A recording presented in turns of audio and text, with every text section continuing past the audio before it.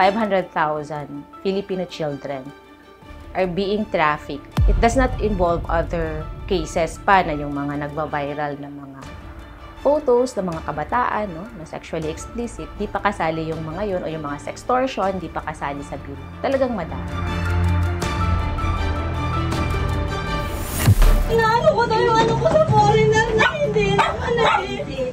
Napaiyak na lang ang 22 anyos na nanay na ito nang arestuhin ng mga operatiba ng PNP Anti-Cybercrime Group. Ang operation na ito ay nagsimula dun sa report na natanggap ng Aling Police Cyber Squad from the Australian Federal Police na meron silang nakitang mga exploitation materials and they found out na ito ay Pinoy na bata. Conduct tayo ng surveillance, online investigation, cyber patrolling, and the case build up na din po tayo hanggang sa nakakuha tayo ng mga enough evidence para mag-apply ng cyber warrant. At 17 na Oktubre taong kasalukuyan, tagumpay na naisagawa ng pinagsanib na puwersa ng Philippine National Police Anti-Cybercrime Group, Calamba City PNP at Calamba City Social Services Department ang pagdakip sa maglibing partner sa isang operasyon sa Laguna. Nagbunsod na nasabing operasyon sa alarma mula sa Australian Federal Police nang mahuli nito ang isang Australiano na nagbabayad ng dolyar kapalit ng mga malalaswang material ng mga batang inaabuso o nagsasagawa ng pagtatalik online. Ito yung modus ng mga cyber criminals na ginagamit ng mga menor de edad sa pamamagitan ng pagsagawa ng mga malalaswang videos or ginagamit nila sa mga exploitation materials at binibenta po nila ito sa ibang tao para pagkakitaan. Ang batang biktima na i-turnover na sa pangangalaga ng social workers sa Calamba City, habang ang dalawang sospek nakakulong na at nasampahan na ng patong-patong na kaso. Ang case na na-file po natin dito is yung RA 11930 or the OSAEC and SESAM Act. And ito po ay kung makikita na guilty sila sa ganitong violation, ang magiging penalty po nila dito is life imprisonment or meron din silang fines to 2 million to 5 million pesos. Sa panahon kung saan malaki ang ginagampan ng papel na pagkakaroon ng access sa internet, tila isa itong malaking palaruan na puno ng impormasyon, aliwan at koneksyon. Ngunit sa likod ng mga ngiti at kasiyahan, may mga panganib na maaring nagtatago. Ang online child sexual exploitation, isang krimen na patuloy na lumalawak hindi lamang sa bansa, maging sa iba't ibang panig ng mundo. Pero paano natin masisiguro ang kaligtasan ng mga bata sa tinatawag nating digital world? Sa isinagawang pag-aaral ng IJM o International Justice Mission noong 2022, lumalabas na 250,000 batang Pinoy o isa sa 100 bata ang inaabuso para magkaroon ng bagong child sexual exploitation material na ibinebenta sa mga parokyano sa buong mundo at tinatayang 3 sa 1,000 nasa hustong gulang. Ang sangkot sa paggawa ng mga child sexual exploitation material. Dahil dito, iba't ibang sektor ang tumindig para magkaroon ng epektibong pamamaraan upang maprotektahan ang mga bata. Isa na rito ang National Coordinating Center Against Online Sexual Abuse or Exploitation of Children and Anti-Sexual Abuse or Exploitation Material. NCC o SAEC composed of several national government agencies, meron din NGOs, no, LGUs. We coordinate these several national government agencies para maging cohesive yung mga programs and projects namin to eradicate OSAEC and CSAM. Kunwari merong mga biktima na na-rescue, no?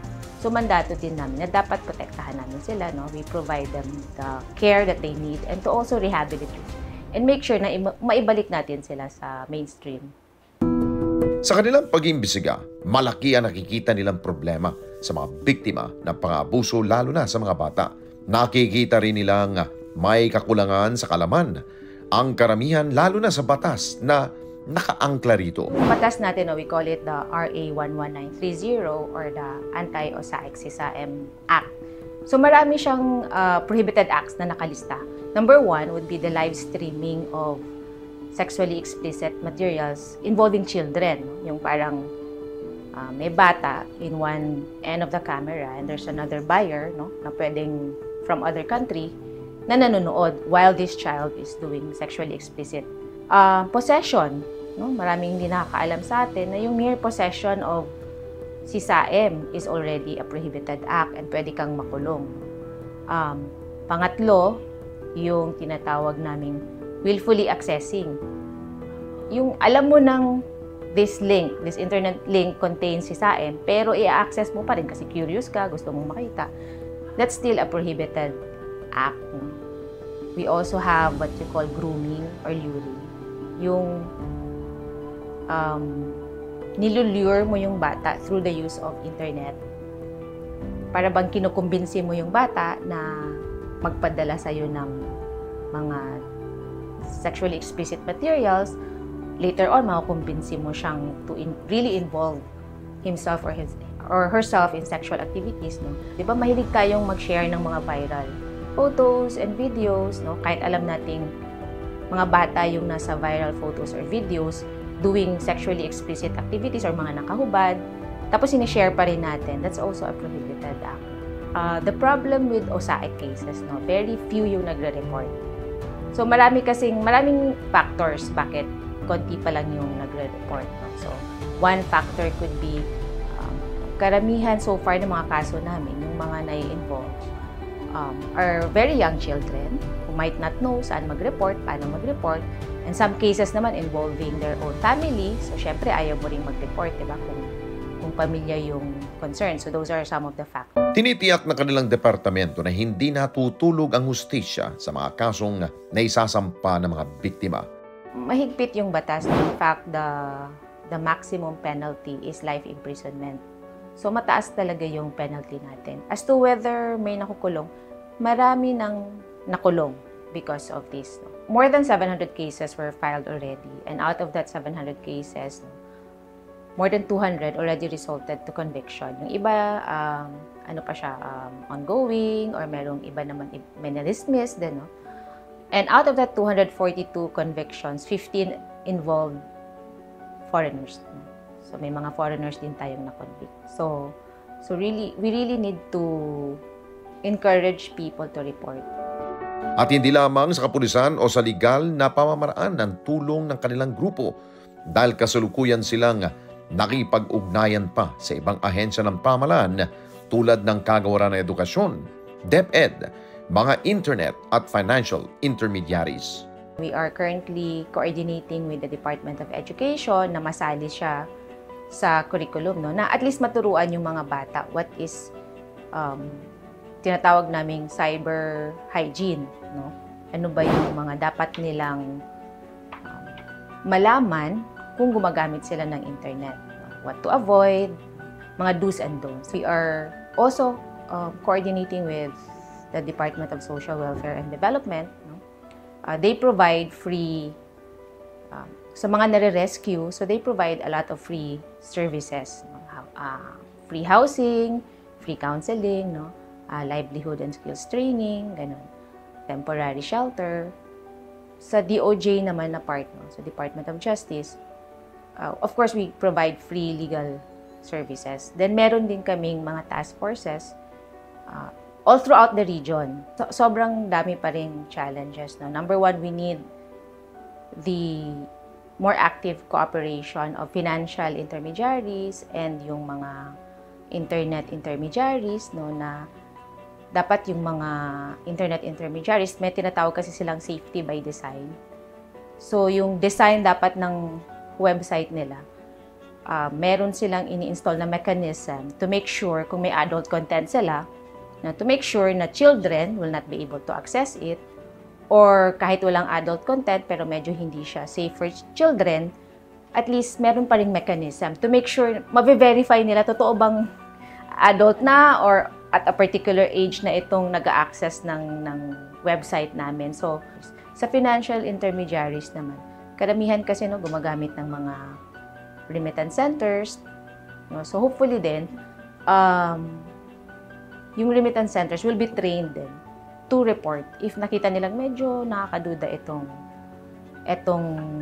transaction, di ba? Bakit parang ganito yung may pattern naman eh. So, hopefully, that would also encourage, when we train financial intermediaries, they will also report.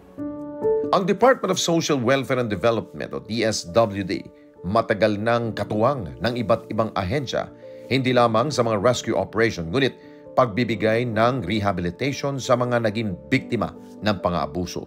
They were focused on providing the intervention para dun sa mga victim survivors. In fact, meron tayong comprehensive package of services which utilizes a multi-sectoral approach. No? Sa case management na sinasagawa ng ating mga social workers, meron tayong tinatawag na case referral pathways. So kung kinakailangan na i-refer natin sa mga agencies that could assist them in filing appropriate cases against their perpetrators, ginagawa yan ng DSWD. Intervention to address the trauma, meron din tayong psychosocial intervention na ibinabahagi. But if we need more expert advice, then we refer also to the Department of Health. No? Doon sila yung mga experts. Gayun din, kung kinakailangan natin na makapacitate yung ating victim survivor, we also work with other organizations. No? Kung kinakailangan nating ilayo, protektahan itong mga victim survivors kapag may mga cases na final sila against the perpetrators, ginagawa din po natin yan. Naniniwala ang bawat ahensya na ang disiplina at tamang paggabay nagsisimula sa tahanan at pamilya. Kaya naman ang kanilang mga programa nakatuon para maalalayan hindi lamang ang mga bata kundi maging ang matatanda sa kanilang paligid. Ang pangangalaga sa mga bata at paglalayo sa kanila mula sa anumang uri ng kapahamakan o exploitation ay lagi pong nag-uumpisa sa pamilya. Because the family is the basic unit of our society. And also, we always say that we have to promote and protect the best interest of a child. And the best interest of a child is to grow, no? Sa piling ng kanyang mga biological parents, sa piling ng kanyang pamilya. Dahil we as Filipinos acknowledge, no? Yung social fabric really is with the family, doon nag-uumpisa. Mensahe namin is number 1, to be aware. No? Alamin natin ano ba yung mga pinagbabawal ng batas, paano ba natin protektahan yung ating mga kabataan. Pangalawa, to be vigilant, no? Mapagmasid tayo. Pangatlo is mag-report tayo. Kung may alam tayo, kahit duda pa lang, pag may nakikita tayong mukhang hindi tama, so i-report po natin siya. Sa mga kabataan naman, always, no, be careful what you post online. No? Dito, dapat sundin natin yung think before we click, diba? And then, also, be careful of who you interact with. And for parents, of course, look after your children. Alamin natin ano ba yung ginagawa ng mga anak natin online. No? So, especially if very young children. Huwag tayong magbibigay lang ng gadget na wala tayong parental control. So, dapat kung tingnan natin yung gadget na binibigay natin, pwede ba nating makontrol kung ano yung nakikita ng mga kabataan online. Huwag nating hayaang mahuli ang lahat dahil sa mundong ito na napakabilis ng pag-usad ng teknolohiya, lahat pwedeng mabago sa isang iglap. Lahat tayo magiging bahagi ng pagbabantay sa mga bata para hindi sila maabuso o magamit ng mga abusado. Mga kababayan, salamat po sa inyong pong pagsubaybay sa Responde Mata ng Mamamayan. Para mapanood pa ang iba pa naming pagresponde sa ating mga kababayan, i-click lamang ang subscribe button o i-follow lamang ang Net25 social media pages at Net25 TV.